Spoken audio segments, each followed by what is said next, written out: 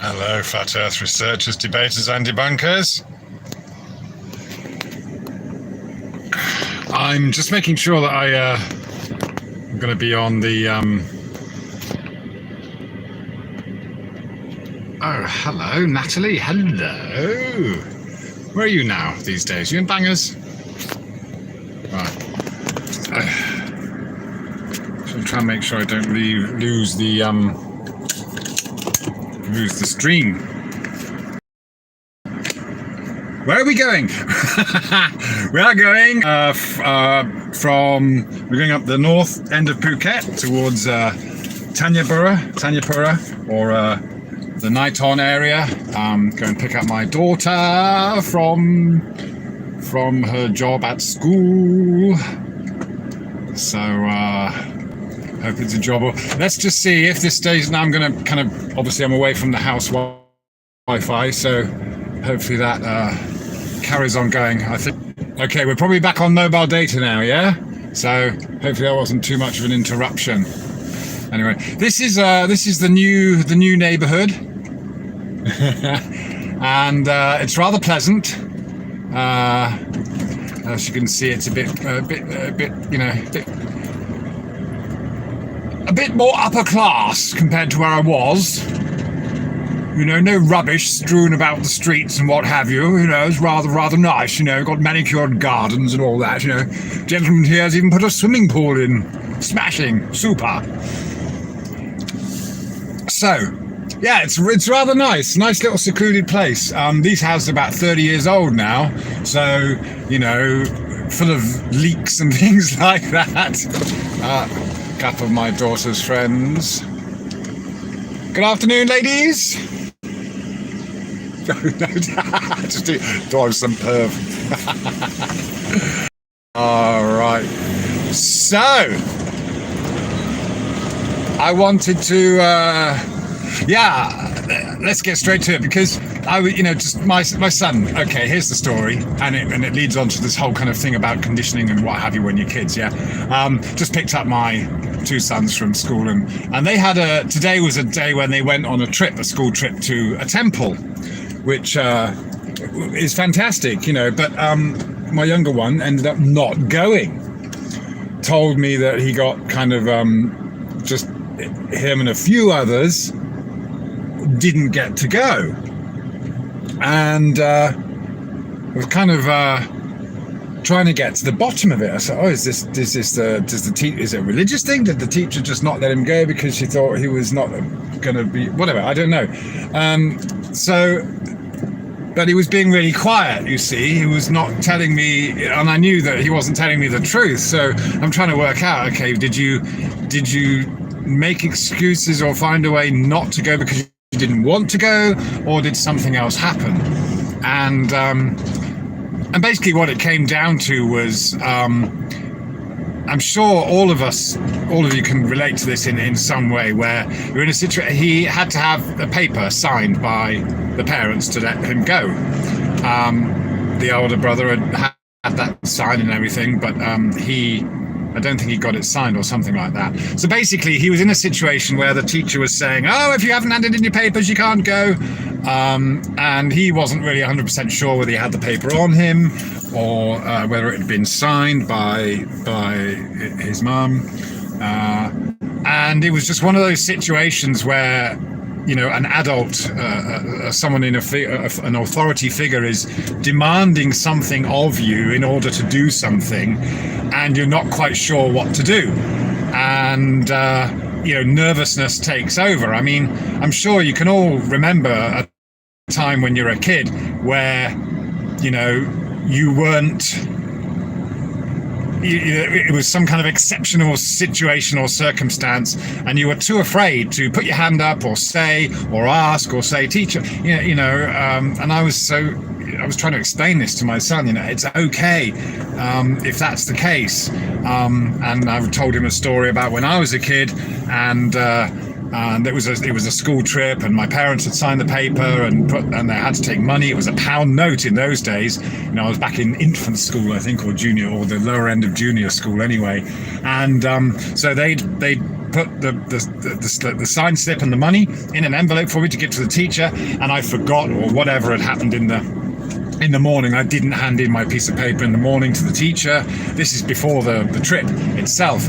And then in the afternoon, the teacher kind of reminded us, but was also, in a way, that her delivery style made me too nervous to admit that I'd forgotten to give her the slip in the morning.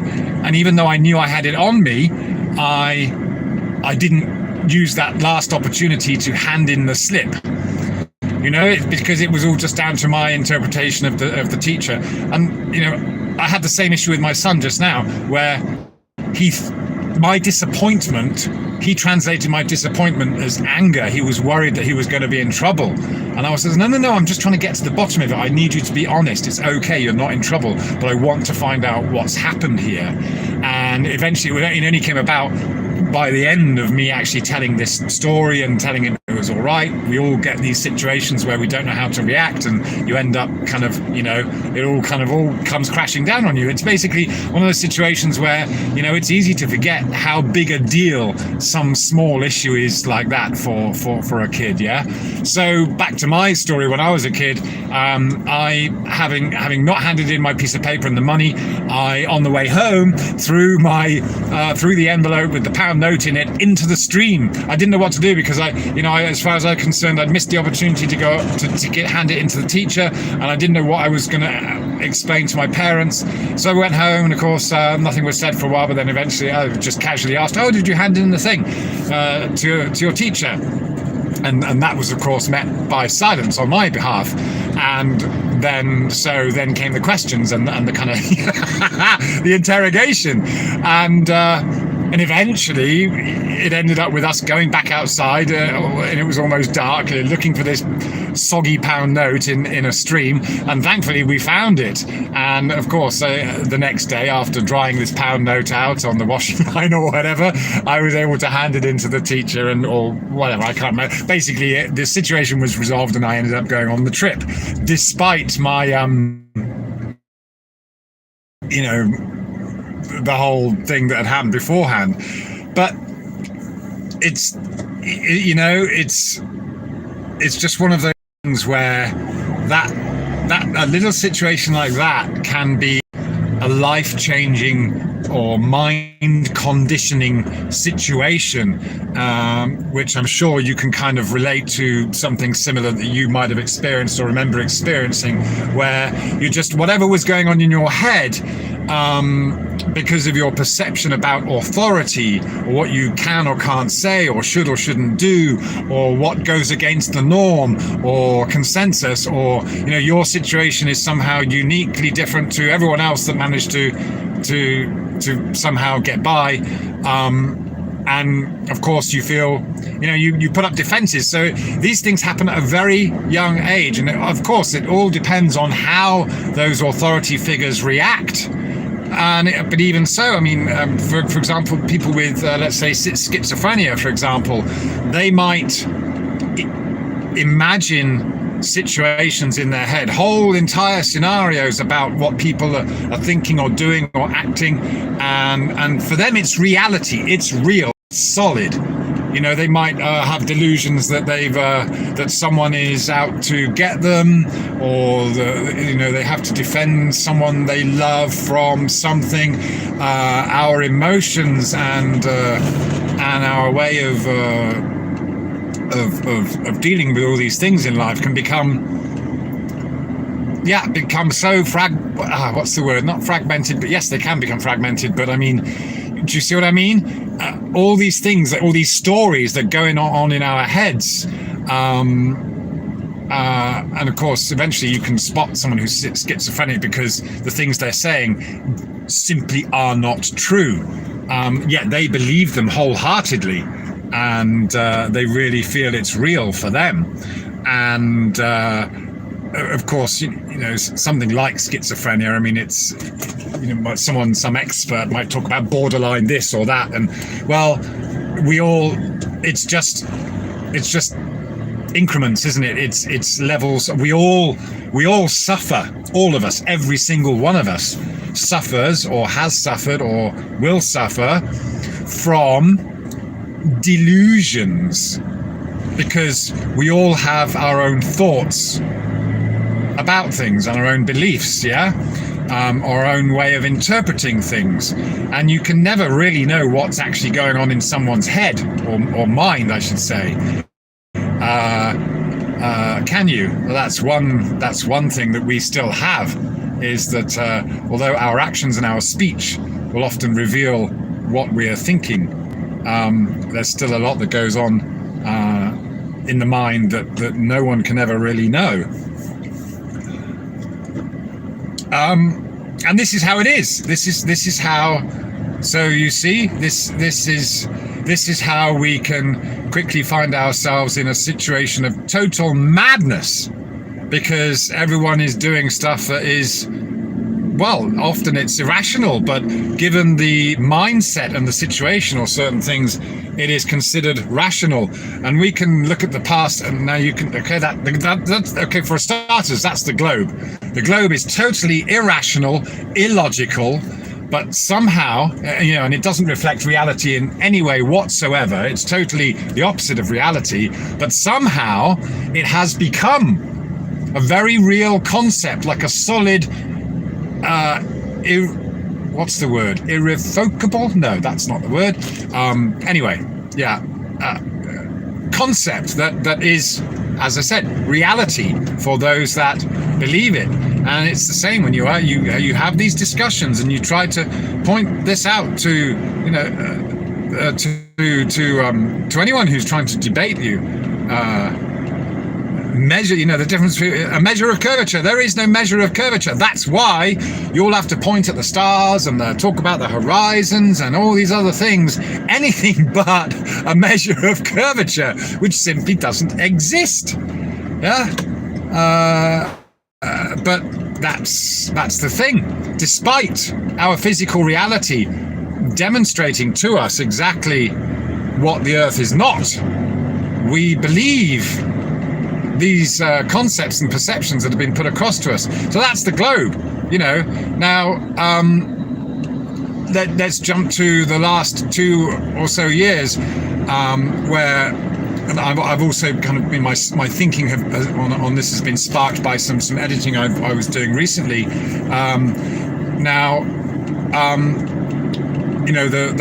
times that the last 2 years, what happened, what we saw was this kind of slow train wreck, wasn't it? We could see how people were becoming more and more irrational, and there was and they were egging themselves on into their own medical bloody, what the, oh, you tit.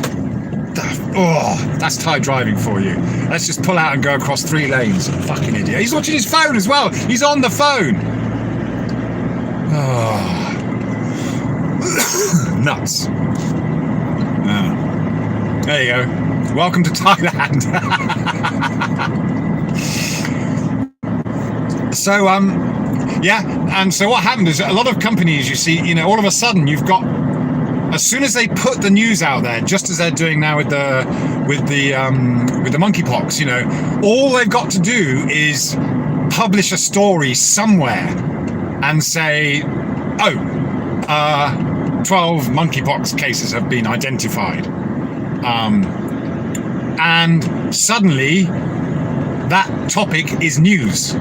And of course, with social media and everything, what you saw happening was anybody and everybody jumping on the Rona bandwagon.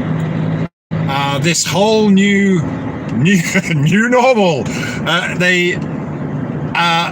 As soon as it was a thing, people and corporations were jumping on it. They were doing their thing. There's, what can we do to make... And people got very creative, very inventive with ways that they could implement these restrictions and measures. I mean, I was absolutely blown away when I was back in the UK at that time, and I stopped off at a service station. And it's one of those things that people have done experiments on before. It's like, okay, let's put arrows on the floor and see if people follow them. And maybe even put a sign, please keep to the left.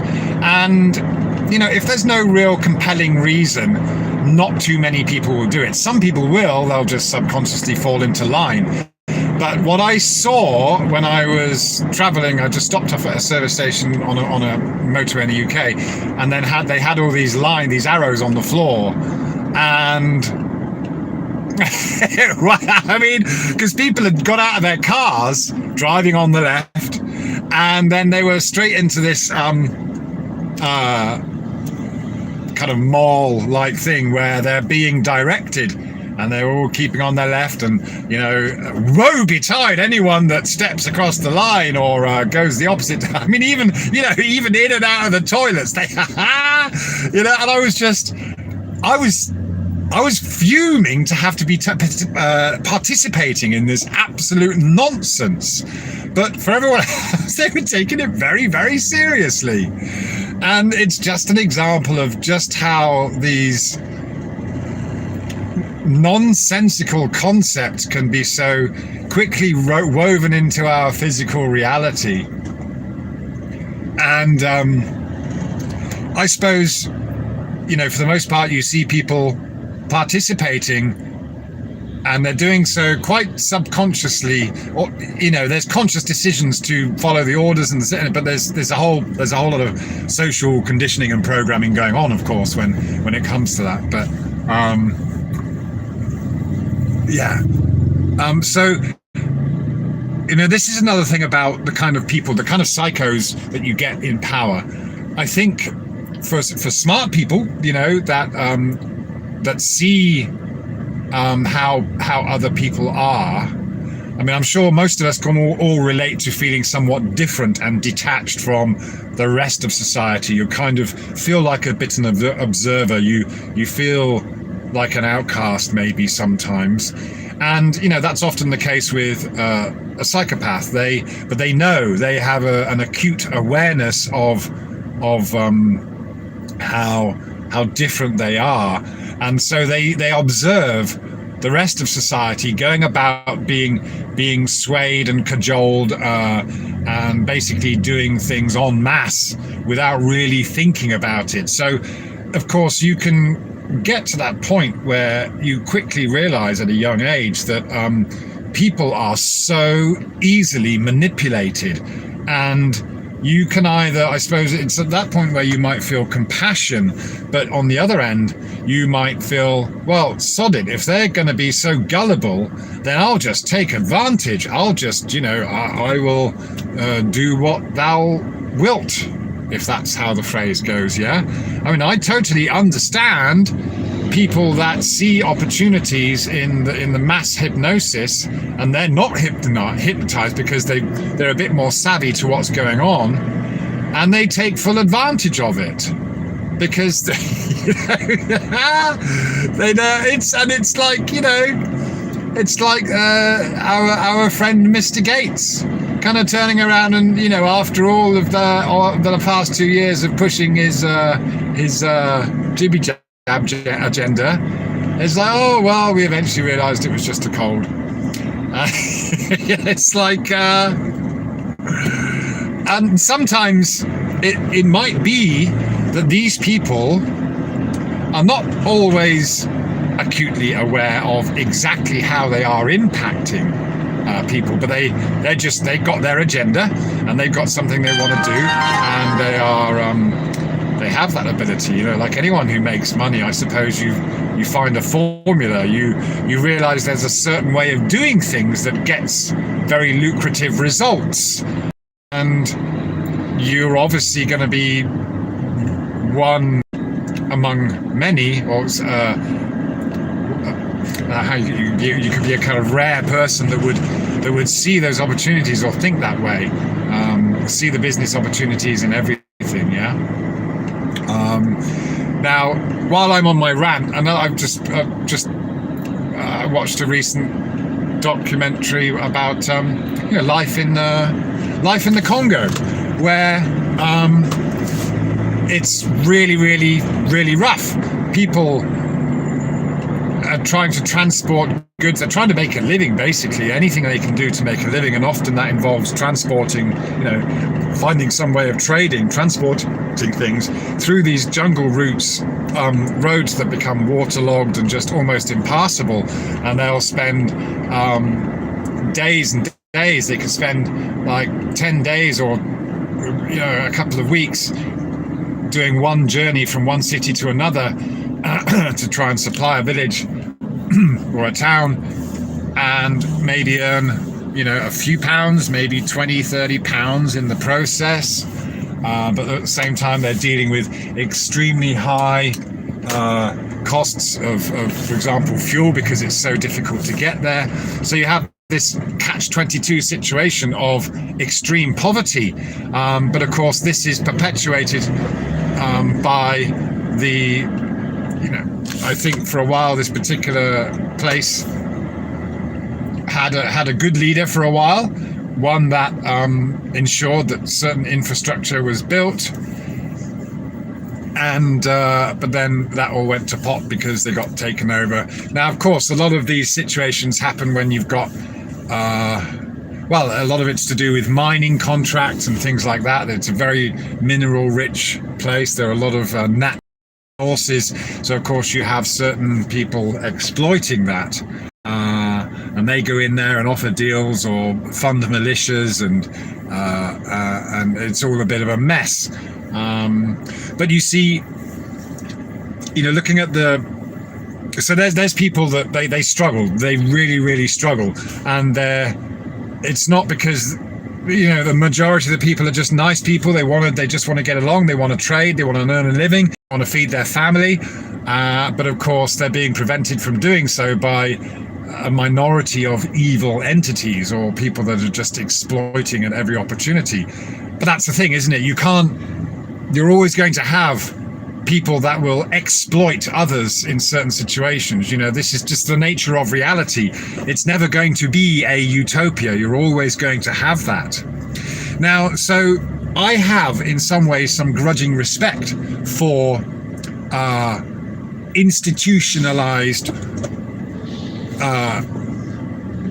royalty, or nationalism, national pride, sovereignty, because essentially a nation, in order to progress or to at least be strong, you do need, and you look at Thailand's kind of interesting because it's kind of halfway between somewhere like the Congo and somewhere very developed like places in Europe or the US. We have a decent infrastructure. Here I am talking to you on a live feed. That's all there. We've got decent roads. We've got cars. We've got people. There's a massive middle class. But at the same time, there are some rural places where people are poor, if you like. But again, they have lots of natural resources. You can actually live quite well off the land. But of course, once you enter into that money thing, then you either have a lot or you don't have much, and you're kind of it's tough. It's you're on the treadmill. You're in the rat race, as it were. But so and Thailand has again this institutionalized hierarchy, which is in many ways a carbon copy of the pomp that we see in the UK. And you watch these Jubilee celebrations, for example, and you can see that a huge number of people are quite happy to celebrate that. They will never feel the way you might do, or some of us might do, about the darker side of these people in positions of power or these elites. Nevertheless, as I said, like for example in the Congo, the violence is always going to be there. You're going to have those factions fighting against each other for whatever. They're being funded by certain corporations usually. Yeah. Well, that's the thing. It happens throughout, and of course it's happened. The French, the Dutch, the English, whatever, the Belgians. They've all colonized various places, and for better or for worse. Then but ultimately. You see, we're lucky. We're lucky in a way. If you're debating flat Earth, you're actually very privileged. You've got some white privilege there, tongue firmly in cheek. But you see, because you're not having to really worry about, if you're sat here debating flat Earth, you've got time on your hands. You've got something to think about. You're not struggling like those people in Central Africa or something to feed your family, or to find your next meal, or find whatever. We're in this somewhat luxurious position to contemplate the meaning of life, whereas a lot of people just don't have the time to do that. So there's a sight you see in Thailand, but a whole bunch of people in a pickup truck. Now, of course, where's the health and safety? If that pickup truck flips, all those people they probably had a few broken necks there, and there'd be some very serious injuries. So advancements, developments that kind of prevent such horror are obviously good, and it's a natural consequence of once things get a certain comfort level and lifestyle, then you just carry on making improvements. But this is the worrying thing as to where it's got now, with people worrying about their bloody pronouns, and even worse is you've got people inflicting this on the younger generation. You've got, and this is a something that you realize early on as well as a truth seeker, when that evil people will often, whether they are intentionally evil or not, often they don't know it. They just don't know. They don't know that they're evil. They don't empathize or sympathize with others' points of view. They just have their own agenda, and that's perfectly understandable. But they gravitate towards certain positions that will give them power, such as teachers, priests, lawmakers, have you? These professions are all filled with people that shouldn't be in those professions, but simply because they are the kind of it's a match for them. This and so you look at people around you and you realize these people in the institutions, the ones we're supposed to trust, they're not all trustworthy. They're all human. They're all just human. We're all just human, and so are maybe the royals. They're all just human, and they suffer from the same things that we do. They might not, money might not be an issue for them, but they certainly have lots of other stuff to deal with. So, again, this is just observing reality, and the reality of the situation, that just like any other animal, we have certain things which we are born with, certain instincts. You watch a pair of newborn moose, like siblings, and they will spar with each other. They will kind of pretend to headbutt. It's just something that they do. That's their nature. That's what they're going to have to do when they grow up. And cats, we've all seen it. Cats, they any bird, whatever, any animal practices certain things without any tuition. Because that's the kind of body they're in. Now, I got to share this with you, because when I was back in the UK, I went to the dentist, and my dentist, I noticed that the dentist, he was the perfect dentist. He was lovely. He was a lovely chap. Just very, very nice, put you at ease and stuff. But I noticed that he had very small hands, and it just made me think that, it just reinforced this idea for me that each and every one of us is built for a unique job, and that is a dentist. It's no good being a dentist with huge builder hands, is it? Or hands like a tradesman. You've got to have delicate, and it's just like, I just thought it was meant to be. He was meant to be a dentist, and you can apply that to anyone or everything. It doesn't matter whether, it could be Mao Zedong or Hitler, or it could be Gandhi. They're all born to do a certain thing. They had a role to play. And so this is the game of life that we are in. So we're doing what we're supposed to be doing. Are things going to happen regardless? Do we have free will? I'd say yes, we do. That's the beauty of life. It's the future, no matter what a lot of people would like to try and tell you, is not decided. It's not set in stone. It is ours for the making. We are the creators of this place we find ourselves in, and we literally do create as we go with our interactions with other people. As I was saying, just goes back to what I was with my son. He wouldn't answer me because he thought I was angry, and I said, no, I'm disappointed, I'm not angry. It's and then I had to, it wasn't until I had to work at helping him understand, because from his point of view, he was just in trouble, for not going on the school trip, and as I said, I'm sure we've all got situations like that we can relate to.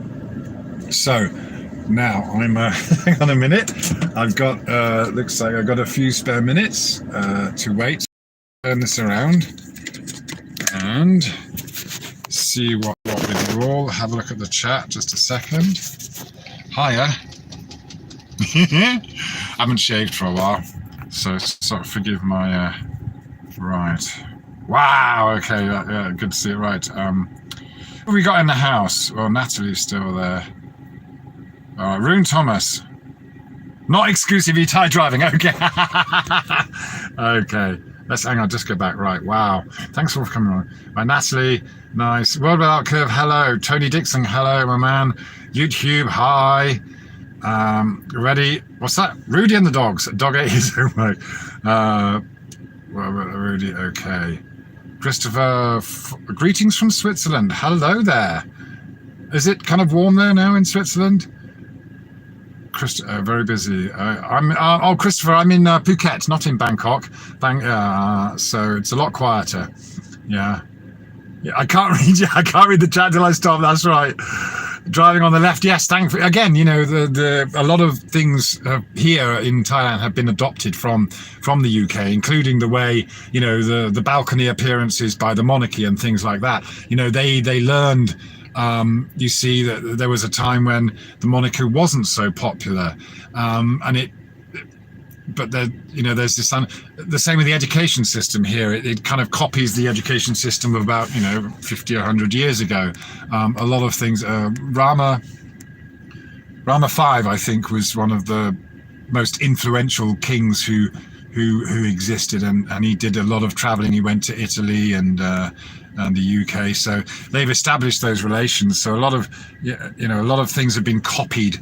But as you know, when you copy, it's like a Rolex watch, isn't it? You can copy it, but it doesn't mean that the mechanism is as good as the Swiss-made version. But that's what exists here. You have, so rather than being anti-royal. Well, I've never, I remember when I was young, I was always I didn't like the pomp and circumstance around. It's like, oh, this is just off-putting. But I understand. I totally get it, because it's a source of pride for a lot of people. If you were a parent with a son in the parade with the buzz, whatever they call them, with the that this is, for a mother or a father, it's a source of pride, and that's understandable, and that's kind of okay. It's understood, and the people in control, they understand that you need to perpetuate this. And it helps. As I was saying, this country has infrastructure. It has a certain level of comfort and convenience, just like the UK does, or any of these so-called developed nations, because there is some kind of sense of unity, sovereignty. There is something that people, as a rule, as a whole, can identify with. If it's all fractioned off and everything, then you never get any cohesiveness, and so in a way, it's just like an individual. It's important, isn't it? It's important to feel that you have an identity. And of course, I'm totally, I'm not defending a lot of what we're talking about. It's just that there's an understanding that we as individuals need to feel we have an identity. And of course, often we're told to think it has to fit into a certain category rather than just being the unique you that you are, and celebrating that, or just going with that, even if you don't have a label. I'm not an engineer, or I'm not this, I'm not that. Well, what am I? Well, you don't have to be anything with a label, but kind of have faith in the path, in the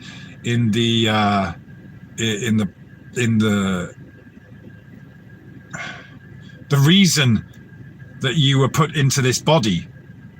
Yeah, as I was saying with the dentist, it was just like that. It's so weird. I just keep thinking about it, because it was just like his physique fitted the job, and his persona. It's just what he was meant to be. It was obvious. Or a piano player might have extra long fingers instead. These things you notice about people that have ended up being in a very specific role. Yeah, that doesn't mean the rest of us are useless eaters or anything like that. It's just that so yeah, it's understandable that yeah, I get the argument, of course, that a lot of that sovereignty or independence or uniqueness is stamped out of us, is ironed out in those formative years. This is a problem that needs addressing. This is a way that teaching should be more about bringing out the individual, or the teacher recognizing what qualities the individual possesses, and allowing nurturing that and fostering those things. Rather than saying, right, well, you've got, you're marking you're good or bad at math or your science, or giving you grades for things that you're just not interested in. Yeah. But again, it's you don't need to be totally against it. You don't need to abolish things like that. It's just a case of having the awareness. Yeah. Bloody hell, I'm ranting. Hello, Blood. Live Kung Fu, Shaolin. Karen B, hello. Karen's in the house. Jesus is Luke Skywalker. Ah, right. Ah, fantastic. Okay. Right, any comments there coming in? Senses working overtime. Senses working overtime. Was that haircut 100? Yeah? YouTube. Oh, you're on. Karen B's on 15 hours. There you go. Shout out for Karen B. Go check her out. Okay. Chat's sending it to Who's Who. Okay. Green light for daily tricks. I don't know what that. Oh, Karen B. Crow 777 says he thinks they pushed the timeline up because there was so little pushback during COVID. That's interesting. So you mean they've accelerated the move forward? Very interesting. You're going to be talking about that later, are you, Karen? Hopefully we can tune into that. Yeah. Okay. Okay, YouTube's kind of asked the same question there. Yeah. Okay, Christopher, it's in the middle of the night for you. Okay, so yeah, question answered. Thank you, Karen. I'm just reading your chat there. Yeah, programming techniques. YouTube, the biggest thing to happen in my lifetime while I've been aware of any of this is how easily free speech got to... Yes. Censor ourselves, don't we? We censor ourselves. Yeah.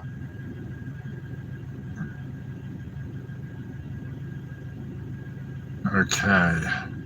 John Thor, hello. Or John Thor, sorry. I say Thor because in Thailand, when you see TH, it's actually a silent H.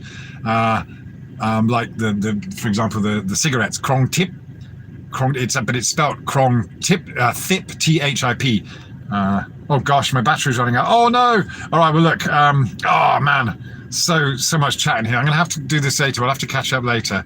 So if there's something you really want to say, my screen's fading out now. Then drop us a comment. Yeah, great, brilliant to catch up.